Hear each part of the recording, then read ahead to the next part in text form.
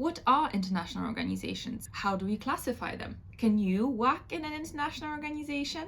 Let's talk about it. My name is Viola and I created iAlready, International Organizations Ready, to share knowledge, tips and insights about working in international organizations, not only as someone who have graduated from top schools on international relations, but also as someone who worked at the EU, OECD and the UN.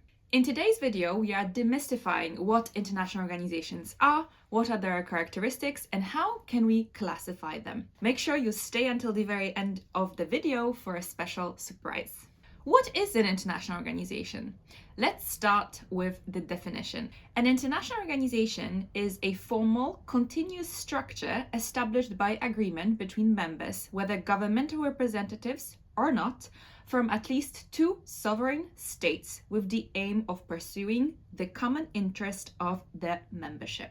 It is easier to think about international organizations in terms of their key characteristics because of how many and how different international organizations are in the world. There are four key characteristics that I wanted to cover in today's video. First is the membership. There is a minimum of 2 representatives of 2 different countries that are required to establish an international organization. Second characteristic is that the members gather together into an international organization to have a shared purpose, a goal, fighting poverty, peace building, protecting human rights. Third is a legal framework that establishes the rules and ways in which the international organization is going to be functioning. And the fourth is the organizational structure. And again, there are many different ways in which international organizations are structured, including different assemblies, teams, secretariats. Okay, so now that we know what's the definition and characteristics of international organizations,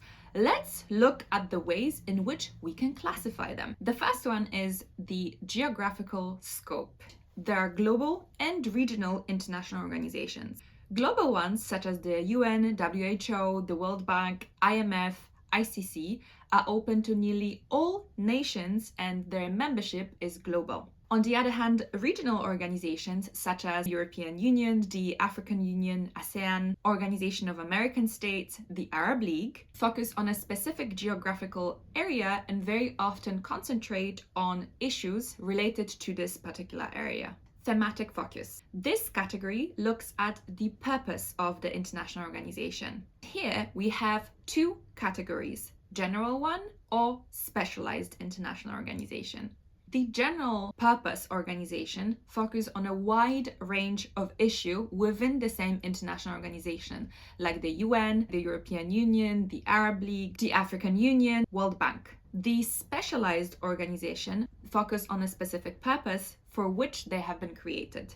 For example, we have the World Health Organization, which focuses on health. International Atomic Energy Agency, which focuses on nuclear safety. UNESCO focuses on education and culture. International Labour Organization, which focuses on labor rights. International Maritime Organization, that focuses on maritime security. Food and Agriculture Organization, which focuses on food and agriculture, or the UN Environment Programme, which focuses on environment. The third category is the membership type, and here is where we look at who can join a particular international organization. We have intergovernmental organization or non-governmental organizations in this category. The intergovernmental organizations are those that gather official government representatives. Only government can be member states in this international organization. And examples for this one: United Nations, NATO, World Trade Organization, OPEC, Organization of Petroleum Exporting Countries, or the OECD, Organization for Economic Cooperation and Development. The non-governmental organization consists of individuals or organizations rather than states. For example, Amnesty International,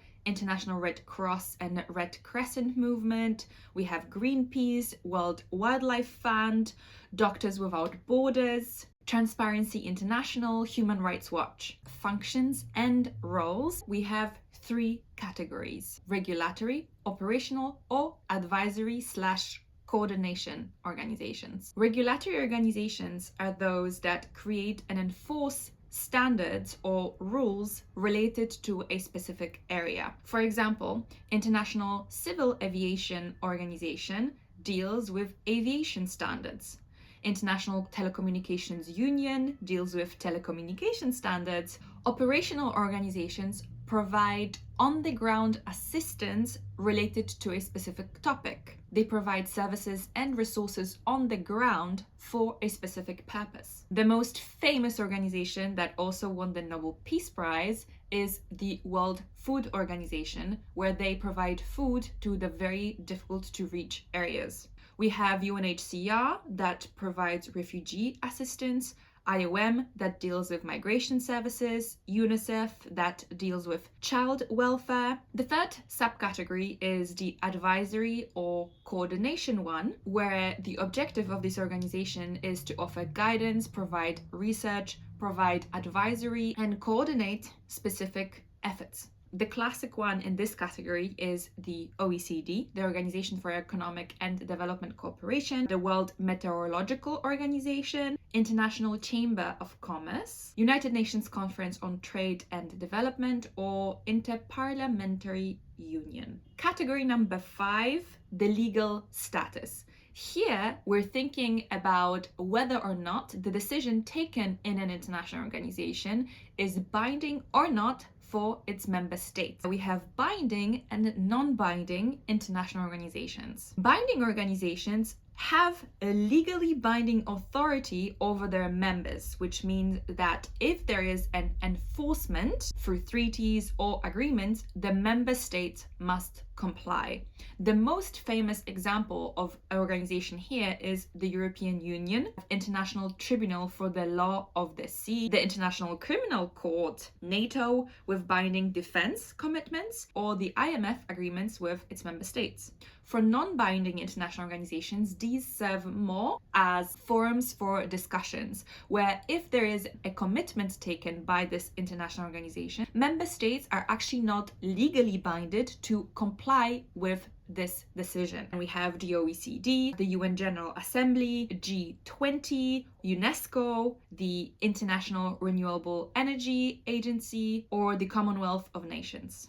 Next category is the decision-making structure. How much power an international organization has over its member states. We have supranational organizations and intergovernmental organizations here. And the difference between these two is that supranational organizations actually possess decision-making power that can override individual member states' sovereignty in specific areas. So we have European Union, East African Community, the Benelux Union, the Economic and Monetary Community of Central Africa. We also have the Caribbean Community that has some elements of regional governments. So there is a certain aspect of sovereignty that member states lose when they join a specific organization. And then we have intergovernmental organizations, the UN, NATO, the Arab League, the African Union, ASEAN, where decisions are made through negotiations and member states keep their sovereignty and can reject specific decisions or not implement them into their structures. And the last category for today is the financial models of international organizations. There are two key ones.